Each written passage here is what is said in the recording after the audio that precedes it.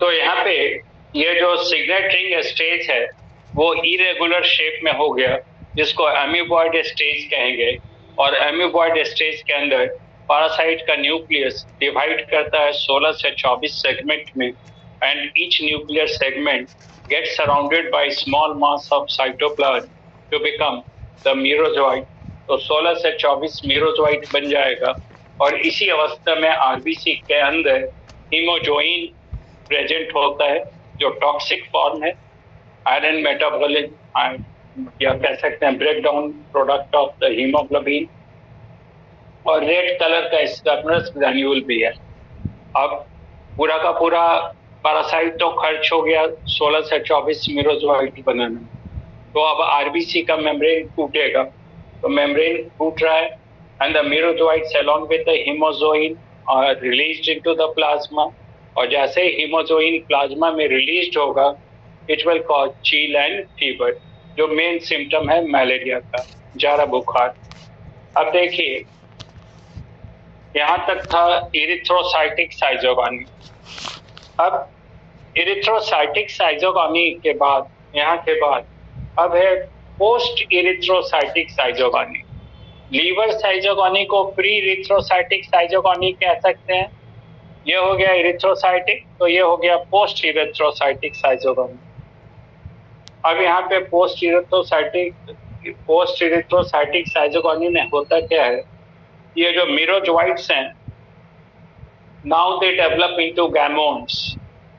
अब कुछ मीरोजोइट तो यहाँ से कुछ मीरोजोइट तो फिर आरबीसी में चला जाता है to continue the erythrocytic साइजोगानी, and most of the merozoites develop into gametes and they remain in the plasma। वो ह्यूमन के प्लाज्मा में पड़ा हुआ, ब्लड प्लाज्मा में ये गैमेट्स हैं। इस बीच में अगर कोई फीमेल एनोफिलिस अगर उस पर्सन के ब्लड को सक करेगी, if a female anopheles sucks the blood of the infected person, these gametes will enter into the gut of the female anopheles। ये फीमेल एनोफिलिस के एलिमेंट्री कैनाल में आ जाएगा। अब एलिमेंट्री कैनाल में आने के बाद they will develop into male and female gametocyte। Male gametocyte देखिए छोटा साइज का, मेल गैमेटोसाइट छोटा है और फीमेल गैमेटोसाइट बड़ा साइज है, ये ध्यान इंपॉर्टेंट है। अब इनमें गैमेटोजेनेसिस होगा, यानी ये जो फीमेल गैमेटोसाइट है it will develop the ovum, ये एग बनाएगा, और मेल गैमेटोसाइट में स्पर्मेटोजेनेसिस होगा, जिसको एक्स फ्लैजिलेशन भी कहते हैं। स्पर्मेटोजेनेसिस, इस पर क्वेश्चन आ चुका है। Spermatogenesis in malaria parasite is also called x flagellation. X flagellation इसलिए कि इससे आप देखिए 6 से 10 फ्लैजिला लाइक आउटग्रोथ डेवलप हो रहा है, इस तरह का फ्लैजिला लाइक आउटग्रोथ डेवलप हो रहा है, जिसकी संख्या 6 से 10 है, और सब में न्यूक्लियस का फ्रैगमेंट मौजूद है, nuclear fragment is present. Now ये जो फ्लैजिलर आउटग्रोथ है वो डिटैच हो जाएगा एक दूसरे से, and they will develop into sperm, यानी 6 से 10 स्पर्म बना देगा। अब this ovum is fertilised by single sperm, तो बन जाएगा ये जाइगोट। ये फर्टिलाइजेशन हो गया तो जाइगोट बना। अब एक बार क्वेश्चन आ चुका है कि the motile zygote is found in, an answer है मलेरिया पैरासाइट। तो ये तो जाइगोट है। अब ये जाइगोट जल्दी ही मूवमेंट स्टार्ट करता है, मूवमेंट स्टार्ट करेगा ये, और जाइगोट जब मूवमेंट करता है तो that stage is called ookinete. Motile zygote जो मूवेबल जाइगोट है, इसके लिए टर्म है ऊकाइनेट। अब यहाँ पे ये एक मेम्ब्रेन है, दिस इज कॉल्ड पेरिट्रॉफिक मेम्ब्रेन, यहाँ लिख दिया पेरिट्रॉफिक मेम्ब्रेन।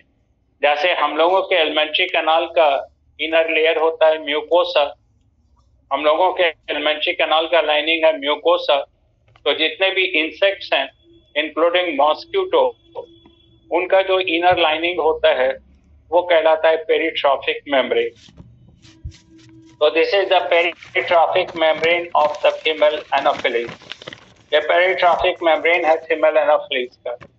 ये जो ऊकाइनेट है it breaks the peritrophic membrane. आप देखिए ये पेरिट्रॉफिक मेम्ब्रेन को पेनिट्रेट करके चला जा रहा है सीलोम में। दिस पार्ट इज सीलोम, ये गट है तो आ गया सीलोम में, और सीलोम में आने के बाद it becomes small and spherical, ये छोटा हो जाता है और गोलाकार हो जाता है और अपने चारों ओर एक हार्ड कवर या सिस्ट का निर्माण करता है। तो अब ये स्टेज सिस्ट से घिरा हुआ है, इसी को कहते हैं oocyst, and this stage was first detected or observed by Ronald Ross, जिसके बाद उन्होंने कहा कि फीमेल एनाफिलीज कैरियर है इस पैरासाइट का, इसी स्टेज को देखा था oocyst। तो ये डेवलप हो गया oocyst। अब oocyst के अंदर ये जो न्यूक्लियस है और साइटोप्लाज्म ये डिवाइड करता है, and they divide two produce more than 10,000 sporocyst. ये सब स्पोर्स है, 10,000 से ज्यादा स्पोर बनाता है, ये सब स्पोर है, दीज आर स्पोर्स, संख्या 10,000 से ज्यादा, and all these spores are surrounded by a cyst, इसलिए इस स्ट्रक्चर को कहते हैं स्पोरोसिस्ट।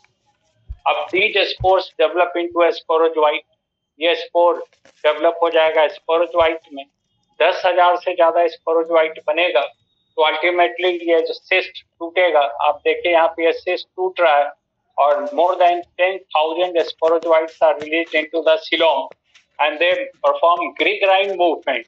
ग्रिग्राइन मूवमेंट कहा जाता है movement in group, gregarious term आता है ग्रुप के लिए।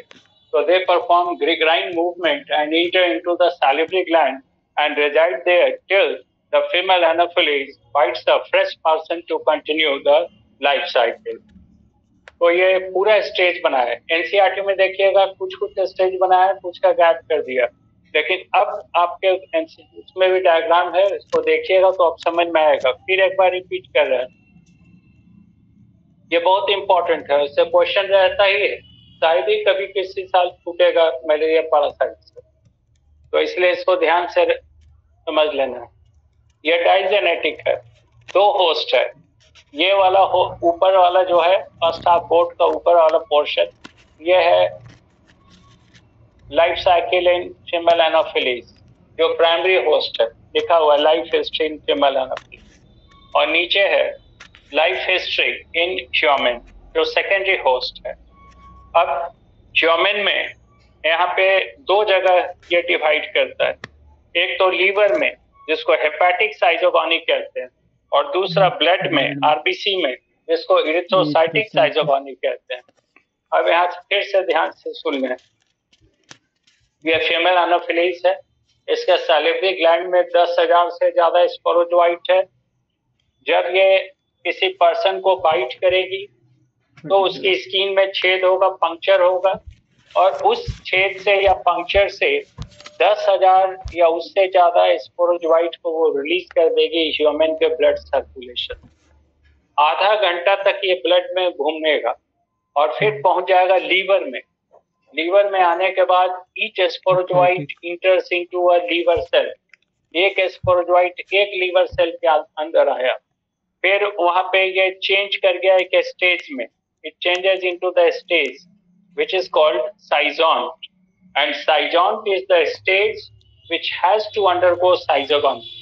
sizont वो अवस्था है जिसमें साइजोगोनी होना है, साइजोगोनी यानी एसेक्सुअल मल्टीप्लिकेशन होना है, तो ये साइजोंट बना। जाहिर से के बाद अब सेक्सुअली डिवाइड करेगा, तो 1,000 से ज्यादा ये क्रिप्टोजोइट बनाएगा, दीज आर क्रिप्टोजोइट। अब हर क्रिप्टोजोइट, ये सेल डैमेज हो गया, 1,000 से ज्यादा क्रिप्टोजोइट बनेगा, सेल डैमेज हो गया, क्रिप्टोजोइट फ्री हो गया। अब हर क्रिप्टोजोइट एक नए लीवर सेल में जाएगा, फिर वो चेंज करेगा साइजोंट में, फिर वो साइजोगोनी परफॉर्म करेगा और इस बार बनाएगा मेटा क्रिप्टोजोइट, यानी क्रिप्टोजोइट के बाद का स्टेज मेटा क्रिप्टोजोइट। दो तरह का, एक स्मॉल माइक्रो और दूसरा मेगा और मैक्रो। तो मेगा और मैक्रो मेटा क्रिप्टोजोइट फिर चला जाता है एक नए लीवर सेल में और लीवर साइजोगोनी जारी रहता है, यानी जितना ज्यादा दिन इन्फेक्शन रहेगा लीवर डैमेज होता रहेगा, लीवर का सेल्स डैमेज होता रहेगा मलेरिया में। अब माइक्रो मेटा क्रिप्टोजोइट, अब ये चला आरबीसी के अंदर, ये आरबीसी के अंदर आ गया और आरबीसी के अंदर आते ही स्टार्ट हो गया इरिथ्रोसाइटिक साइजोगानी। आरबीसी में आने के बाद अब ये पैरासाइट अपना शेप चेंज करेगा और ये डेवलप हो जाता है एक अवस्था में जिसका नाम है ट्रोफोजोइट। ट्रोफो टर्म हम लोगों को पता है फीडिंग के लिए आता है, तो ये स्टेज है जो फीडिंग परफॉर्म करता है। किस पर फीड करेगा? आरबीसी के अंदर क्या है? हीमोग्लोबिन है, तो हीमोग्लोबिन के ऊपर फीड करेगा। तो फीडिंग के कारण बीच में एक वैक्यूल बनेगा और वैक्यूल फूड वैक्यूल, और उसके कारण इसका पैरासाइट का साइटोप्लाज्म और न्यूक्लियस चला जाएगा पेरिफेरी मार्जिन पे। तो देखने में ये अवस्था लगता है सिग्नेट रिंग के जैसा, जैसे अंगूठी में एक और पत्थर है, इसलिए नाम दिया है सिग्नेट रिंग स्टेज। अब कुछ दिनों के बाद it becomes irregular in shape. ये तो आरबीसी का मेम्ब्रेन है और ये पैरासाइट है। This parasite becomes irregular in shape, इसलिए नाम देते हैं अमीबॉइड स्टेज। और अमीबॉइड स्टेज में इसका न्यूक्लियस टूटता है 16 से 24 हिस्से में, और हर न्यूक्लियस के चारों तरफ साइटोप्लाज्म घिर जाता है। तो 16 से 24 ये स्ट्रक्चर बना जिसको मीरोजोइट कहते हैं। और इसी समय हीमोग्लोबिन टूटने के कारण जो टॉक्सिक प्रोडक्ट है हीमोजोइन और रेड कलर का स्ट्रक्चर स्टफनर्स ग्रैन्यूल दिखेगा, तो लिखा भी हुआ है आपके असाइनमेंट में। अब पूरा का पूरा मीरोजोइट भरा हुआ है, इसके अंदर हीमोजोइन भी है, स्टफनर्स ग्रैन्यूल्स हैं। तो अब ये आरबीसी का मेम्ब्रेन टूटा, यहाँ लिख दिया आरबीसी ब्रेक्स। तो 16 से 24 मीरोजोइट रिलीज हो जाएगा प्लाज्मा में। आरबीसी से बाहर आएगा तो कहाँ आएगा? Blood plasma. अब कुछ मीरोजोइट फिर चलाएगा आरबीसी के अंदर जो कंटिन्यू द इरिथ्रोसाइटिक साइजोगोनी, लेकिन most of the merozoite changes into the stage which are called gametes. और गैमेट नहीं स्टेज है जो गैमीट का निर्माण करेगा, गैमीटोसाइट में चेंज होगा। अब ये ब्लड में पड़ा हुआ है ह्यूमन का। कोई फीमेल एनोफिली जब उस पेशेंट के ब्लड को सक करेगी तो these gametes will enter into the gut of the female Anopheles, और गट में जाने के बाद ये दो तरह का गैमीट में चेंज होगा। एक तो लार्ज साइज गैमीट है जिसको फीमेल गैमीटोसाइट, और जो छोटा साइज का है मेल गैमीटोसाइट। अब ये गैमीटोसाइट गैमीटोजेनेसिस परफॉर्म करेगा, जो हम लोग पढ़ेंगे रिप्रोडक्शन में। गैमीटोजेनेसिस जो होता है वो रिडक्शन डिवीजन होता है जिसमें number of chromosomes gets reduced to half. सब में वैसा ही होता है, तो ये आगे बात करेंगे। तो गैमीटोजेनेसिस हो रहा है यहाँ पे। तो ये तो oogenesis हो गया, oogenesis से ओवम बना, और स्पर्मेटोजेनेसिस जो है उसको एक्स फ्लैजिलेशन भी कहते हैं, क्योंकि पहले ये फ्लैजिला लाइक 6 से 10 इस तरह का फ्लैजिला लाइक आउटग्रोथ डेवलप करता है जिसमें न्यूक्लियस है, और फिर ये आउटग्रोथ जब अलग हो जाएगा तो ऑल दिस बिकम्स स्पर्म्स, यानी 6 से 10 स्पर्म बनेगा। तो एक ओवम बनेगी और 6 से 10 स्पर्म बनेगा। अब इस ओवम को फर्टिलाइज करेगा एक स्पर्म। तो आप देखिए बन गया जाइगोट। तो आप देखिए gametogenesis, fertilization and formation of zygote सब हो रहा है इस फीमेल के गट में, यानी ये सब पार्ट है सेक्सुअल रिप्रोडक्शन का। It is the sexual cycle. अब ये जाइगोट जल्दी ही मूवमेंट स्टार्ट करता है, जो इम्पोर्टेंट है, इस पर क्वेश्चन आ चुका है। And the motile zygote is called ookinete. और ये ookinete, it breaks the peritrophic membrane, which is the wall of the alimentary canal, and enters into the coelom. ये चला आया coelom के अंदर। coelom में आने के बाद ये जो ookinete या zygote है, ये चारों तरफ से एक सिस्ट का निर्माण कर लेता है, और इस अवस्था को कहते हैं oocyst। इसी oocyst को पहली बार स्टडी किया था सर रोनाल्ड रॉस ने। अब देखें oocyst के अंदर जो न्यूक्लियस और साइटोप्लाज्म है वो डिवाइड करेगा। 10,000 से ज्यादा स्पोर बना दिया, दीज आर स्पोर्स। 10,000 से ज्यादा बनेगा और सिस्ट से कवर्ड है, इसलिए स्ट्रक्चर का नाम है स्पोरोसिस्ट। oocyst के बाद स्पोरोसिस्ट। अब स्पोर्स डेवलप हो जाता है स्पोरोजोइट में। ये सब स्पोरोगोनी कहलाता है। ये जो पूरा का पूरा प्रोसेस है ये इट इज कॉल्ड स्पोरोगोनी। यहाँ लिख दिया है स्पोरोगोनी। एसेक्सुअल रिप्रोडक्शन है। क्वेश्चन आता है, इसी पे आ जाएगा स्पोरोगोनी अकर्सिन, आ देंगे सिलोम इन फीमेल एनाफिलिस। अब सिस्ट टूट गया, स्पोरोजोइड जो 10,000 से ज्यादा था रिलीज हो गया, ये सिलोम में रिलीज हुआ। सिलोम से ये ग्रुप में मूव करता है, ग्रुप में मूवमेंट को कहते हैं ग्रिक-राइन मूवमेंट। चला आता है सैलिवरी ग्लैंड में और वहीं पे रहेगा जब तक ये फीमेल एनाफिली किसी दूसरे पर्सन को बाइट करेगी टू कंटिन्यू द साइकिल। ये डायग्राम मेरा अपना है, आप किताब में देखिएगा तो दूसरे ढंग से बनाया होगा। हम बराबर शुरू से ही इसको ऐसा ही बनाते हैं इस डायग्राम को, इससे क्लियर हो जाता है कि यहाँ पे ये हेपेटिक साइजोगोनी है और ये इरिथ्रोसाइटिक साइजोगोनी। अब आप एनसीईआरटी से स्टेज बाय स्टेज मिलाइएगा तो बीच बीच में बहुत सारा स्टेज एनसीईआरटी गायब किया होगा और वो आप अपने किताब से अपने असाइनमेंट में जो भेजा है उसे आप देख लीजिएगा। कल भेजा था असाइनमेंट रात में, उसे देख लीजिएगा, क्लियर है लिखा हुआ। और अब जो पैथोजेनिसिटी है, ये तो हो गया लाइफ साइकिल। पैथोजेनिसिटी देखें मलेरिया का तो कैरेक्टरिस्टिक फीचर तो बताया है, चील एंड फीवर, जारा और बुखार, हर तीसरे दिन आएगा तो टर्सियन मलेरिया। और हम लोग पढ़ रहे हैं प्लाज्मोडियम विवेक्स, तो ये टर्सियन मलेरिया है तो तीसरे दिन आएगा 48 घंटे के बाद। क्वार्टरनरी होता, अगर प्लाज्मोडियम मलेरिया होता तो चौथे दिन आता 72 घंटे के बाद। आपके सिलेबस में यही है, विवेक्स है। तो उस दिन ये जारा बुखार आने का कारण आपको मालूम हो गया, हीमोजोइन रिलीज होता है मीरोजोइड्स के साथ, और हीमोजोइन टॉक्सिक फॉर्म है आयरन का, उसी के कारण ये ठंडा और बुखार लगता है। तो काफी ठंड लगती है मलेरिया के पेशेंट को। उसके अलावा अदर सिम्टम्स है इनलार्जमेंट ऑफ लीवर, अगर लीवर के अंदर सेल्स डैमेज हो रहा है, इन्फेक्टेड हो रहा है तो लीवर का साइज क्या होगा, बढ़ जाएगा। इनलार्जमेंट और इन्फ्लामेशन ऑफ लीवर। ये जो आरबीसी डैमेज हो रहा है, टूट रहा है, सब आरबीसी के अंदर लाइफ साइकिल और कंप्लीट हो रहा है। तो ये आरबीसी तो डैमेज हो गया है, यहाँ पे देखा कि आरबीसी टूट गया, तो टूटा हुआ आरबीसी का फिल्ट्रेशन होता है लीवर में, सॉरी स्प्लीन में। हम लोग जानते हैं फैगोसाइटिक सेल स्प्लीन में, इसलिए स्प्लीन को ग्रेवयार्ड ऑफ आरबीसी भी कहते हैं। तो इनलार्जमेंट ऑफ लीवर के साथ इनलार्जमेंट ऑफ स्प्लीन, स्प्लीन का साइज भी बढ़ जाएगा।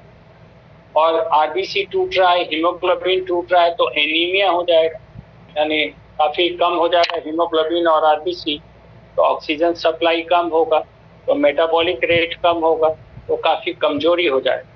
मलेरिया के पेशेंट को काफी वीकनेस होगा।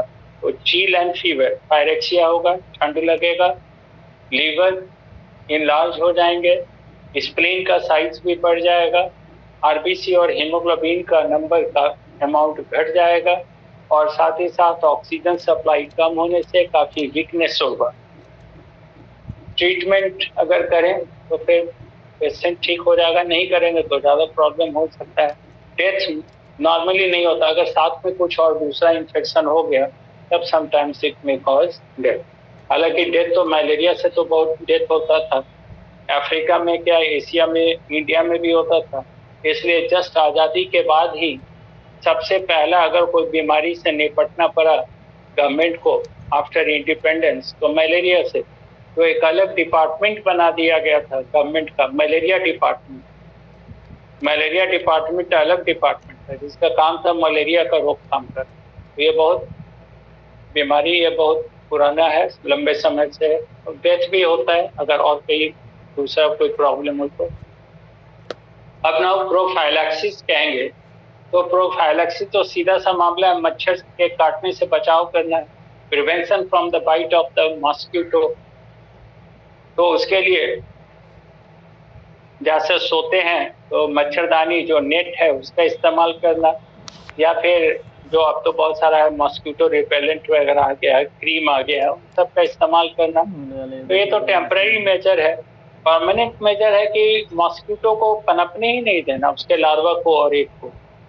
तो साफ सफाई रखेंगे, टाइम टू टाइम उस पर दवा का छिड़काव करेंगे जैसे कि लार्वा और एक मर जाए। एक बायोलॉजिकल कंट्रोल भी है, जिसमें क्वेश्चन बहुत पहले आ चुका है।